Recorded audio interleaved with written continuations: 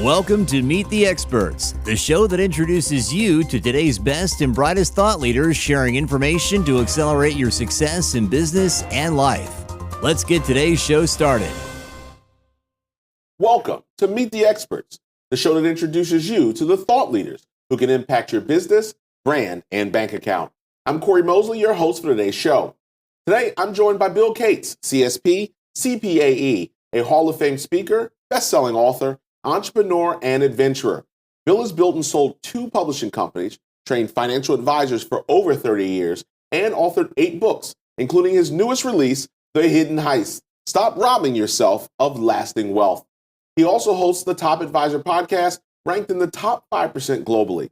Bill's mission is clear, to help you rewrite your money story with clarity, confidence, and lasting wealth. Bill, welcome to Meet the Experts. Hey, it's great to be here, Cory. And just real quick, make sure people didn't realize it's not Bill Gates, Yeah. right? It's Cates with a C. I missed it by 1 letter and a couple of bucks. A couple of bucks. But it looks like you've brought a few things here. So I want to start, before we even dive in and talk about the new book, what's the deal with this suitcase full of money here? And how much are we really talking about? Well, we're talking about money today, so I figured I'd bring some money. And this is $1 million. Okay. And in stacks of 10 grand. That's a steal. Yeah, and it's a lot of people don't realize it doesn't really look like that much when it's in a briefcase. But I got guards out the door. We're being real careful about this, and I just thought it was a nice prop to get us started talking about money. Absolutely. Well, it certainly gets everybody's attention. It does. They're probably leaning in now at this point. I hope so. Well, I'm super excited to have you here because you've got the new book, The Hidden Heist, Stop Robbing Yourself of Lasting Wealth. Right. So I want to dive into that because I think everybody loves a good heist story. Yeah. So what exactly do you mean by the hidden heist? Yeah, the hidden heist are limiting beliefs, mistaken assumptions, unhelpful emotions that every human seems to have around money. Money intersects all aspects of one's life, and we all have that anxiety. I mean, I've met people, wealthy individuals, who have fear and anxiety and even shame around money, and it's so all those. Sometimes we're unconscious to those things, and that's why I call it kind of the hidden heist, because we're not always aware that it's there, but it's robbing ourselves, our future selves, and sometimes our current selves. Yeah, I think that this is such a huge topic and timely right now because we're also in an era where you can make money so many different ways. True. And financial literacy not being taught, particularly if you don't have the advantage of a generational pass down of how to do things. Now, I know in one of your keynotes, you talk about most people's money stories are broken. Can you break that down for us? What is a money story and what's some examples of a broken one? Yeah, so the money story is the story we tell ourselves, our thoughts, our beliefs.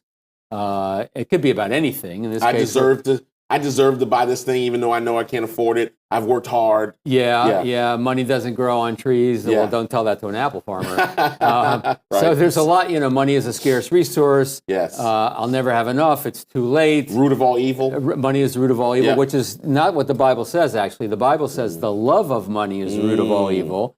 And I think what it really means is the attachment to money, thinking that money is going to buy you happiness. Right. I think there's actually nothing wrong with loving money if it's used for the right purposes.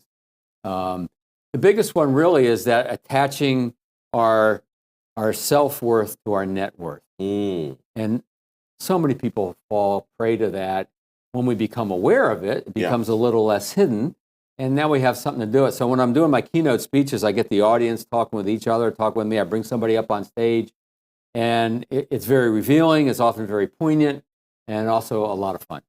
I was just thinking, legendary Les Brown used to say, people say money won't buy happiness, but everyone wants to find out for themselves. I've also heard a similar one. Yeah, money doesn't solve your problems, but you arrive at your problems in style. Yeah, that's another good one to look at. So why do you think so many of us grew up with these broken money stories? I mean, is it really just something, we inherit from our families, or is there more to it?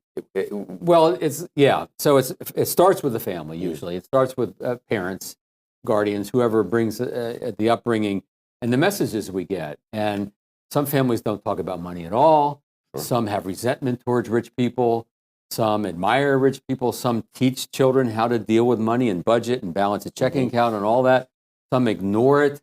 Money is often an unspoken topic in a family. And so I'll give you one example. Michael is a guy interviewed for one of my money stories, and his father resented wealthy people and thought wealthy people were greedy and that. So he grew up with this resentment towards wealthy people. Well, how is he going to build his own personal wealth if he resents that? You can't become what you resent.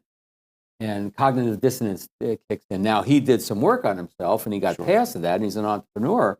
But we have those scientists or social scientists estimate by about age 7 or 8, we've formed our beliefs around money. Wow. And then we start to get those things confirmed by other messages like the media, movies, television, friends, unfortunately.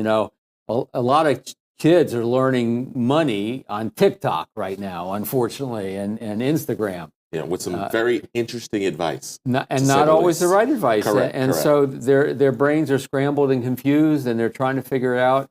And complexity, right? You've got people online talking to millennials and Gen Zs about trusts and complex processes for wealth building and shielding and Wyoming corporations and all these kind of things, right? Which could come into place at some point in time. Right. But it's not the fundamentals by any stretch. And all of this leads to anxiety. When I say people have anxiety around money, most everyone goes, because everybody experiences that. And one of my roles is to help alleviate that for people. Well, this is a good lead in. I mean, let's make it personal for a second. Let's talk about your own journey. Sure. Yeah. Did you grow up with a broken money story? Tell us about that. A little bit, yeah. My parents grew up in the Depression, so very conservative.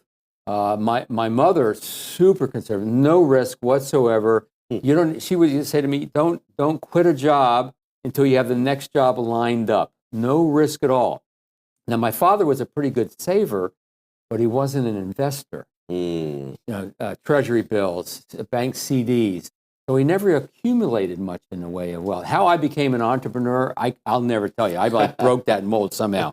So I grew up with that, and my mother had a lot of anxiety around money. I think somehow that anxiety transferred over to me. And then what happened over time, as I became more successful, I started to feel like I needed to prove my success to the outside world. So I bought a house that was a little bit bigger than I needed. Maybe I thought my net worth was measured by my square footage. Right? Or a fancier car than I really needed. My dad he said anyone who would drive a Cadillac. When I was growing up, they didn't have Lexus and and all that stuff. It was a Cadillac. Cadillac and Lincoln. Right. Yeah. He called that conspicuous consumption. And so I grew up with that message. Right. Now I was able to break that mold, and I drive a Cadillac. I drive a Cadillac right now. My dad's rolling over in his ashes. Probably know that I'm guilty of conspicuous. Rolling over in his ashes. I've never heard that. That's a little different. Okay, gotcha. Anyway, so yeah, we all have that stuff. We become aware of it, and then we got a chance at actually fixing it. The thing that pops in, like when I think about personally too, I talk to people all the time that think they need to pay cash for everything, and they're scared to whatever. Like the car, I can't lease a car, or we got to be able to buy it. And I come from that with my grandparents. He was the Lincoln guy, not the Cadillac guy. Yeah. But save, need to buy it cash, keep it for 10 years, save, repeat that. A lot of people miss out on a lot of different points of leverage when it comes to financial management. You can. That's the whole thing around debt is, and Dave Ramsey's a big voice out there around no debt, cut up your credit cards, all of that. And for some people, that actually probably is really good advice because they can get in trouble with debt.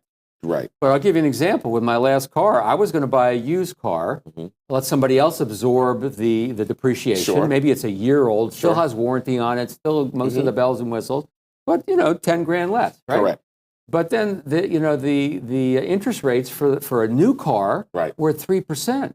So I take money out of my investments to pay cash. I'm missing the chance to make money on that money. That's right. So that is a good use of debt. Right. So the whole key here, Cory, is how we become aware of our money story, and then how we fix it is through education, through financial literacy. And when you know how money works, you become aware of what you've been doing wrong, and then you can become aware of what you can do right. What I love is that you're standing here today as a product of not having the best story, Correct. a story that could have kept you from really finding great success as you have done. How did you kind of flip the script? Like, was there a point for you where you were like, maybe I love my family, but maybe they got it wrong? Yeah. So what happened for me is for the last 34 years, I've been in the business of working with financial advisors. So I've been in the world. Around money every day. Every day. And I have scenarios. helped them bring in billions.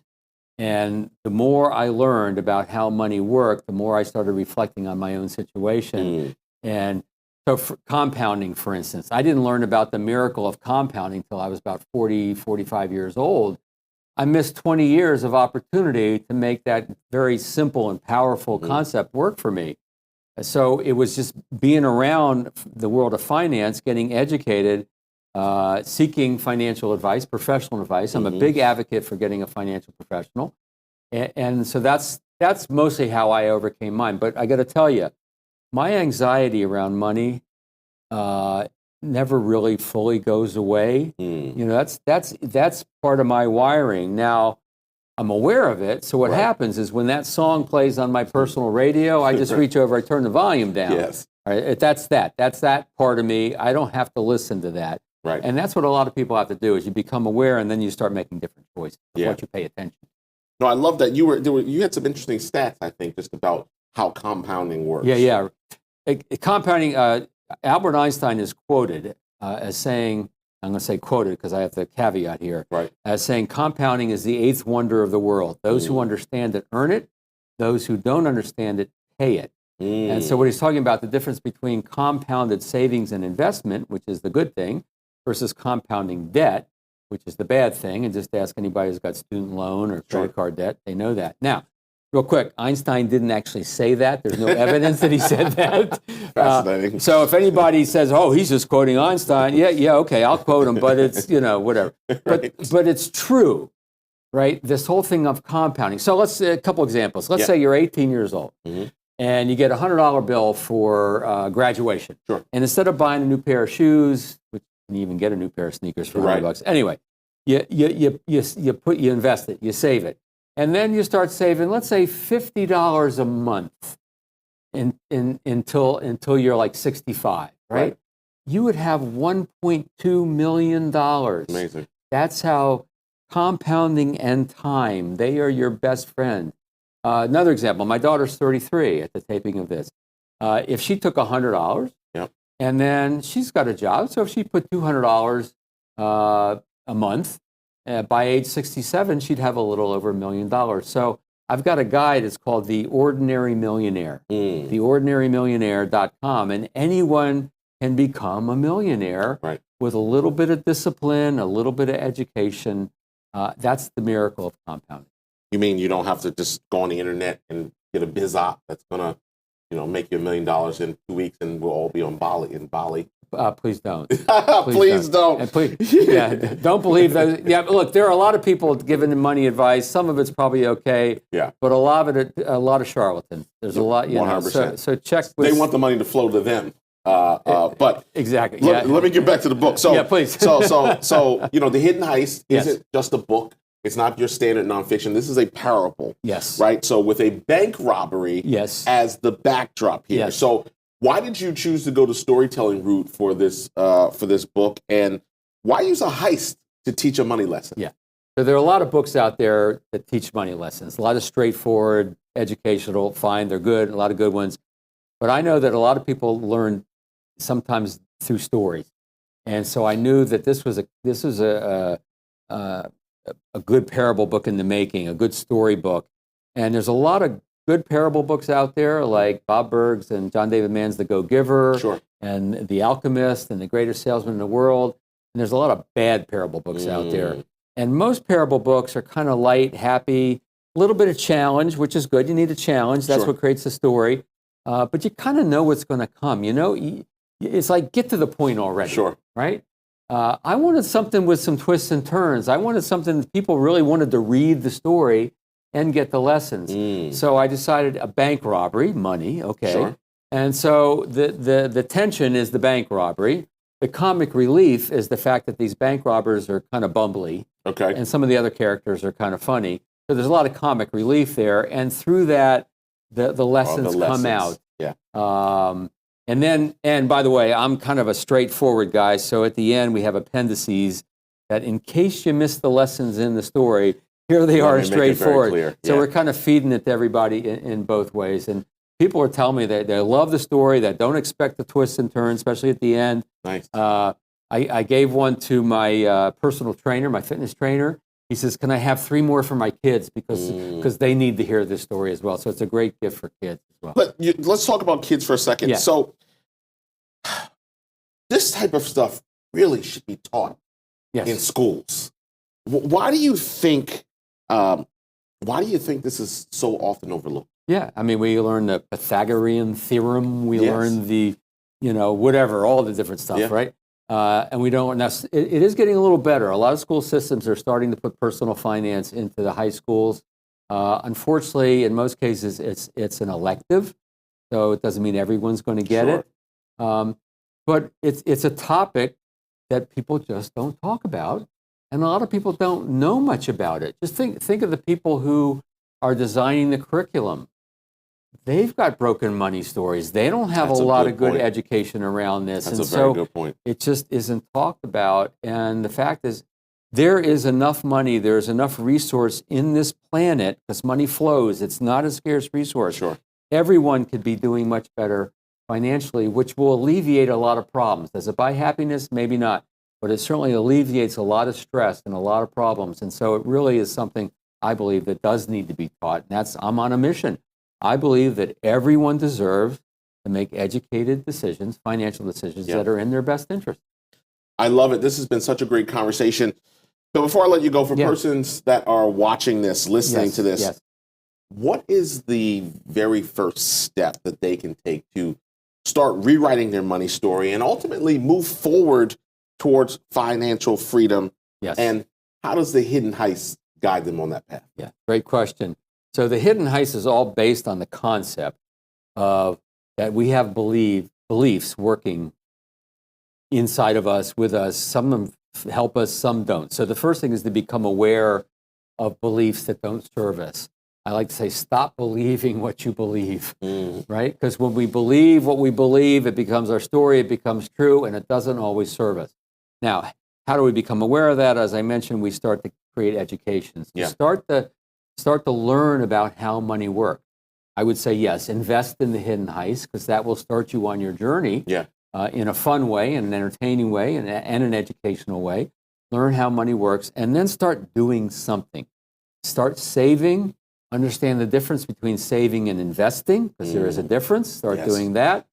And then I'm a big advocate for finding a financial professional. Find the right financial advisor, the right financial professional for you that will help you, with your own money stories, and then help you make the proper decisions moving forward. And so you don't fall prey to your anxiety that will cause you to make bad decisions. I love it. So wealth is possible for everybody if you get on the right path. Phenomenal. Fantastic. As our mutual friend, Dr. Willie Jolly, would say, buy one for yourself and one for somebody else, right? Yeah. So we want to keep adding those. Hidden Heist, exciting. I can't wait to get my hands on it and read it myself. Bill Cates, thanks for joining us today. Thank you, Cory. To get your copy of Bill's new book, The Hidden Heist, visit thehiddenheist.com. And to learn more about his keynote presentation, visit keynoteheist.com. This has been another episode of Meet the Experts, the show that introduces you to the thought leaders that can impact your business, brand, and bank account. I'm Cory Mosley, and I will see you next time.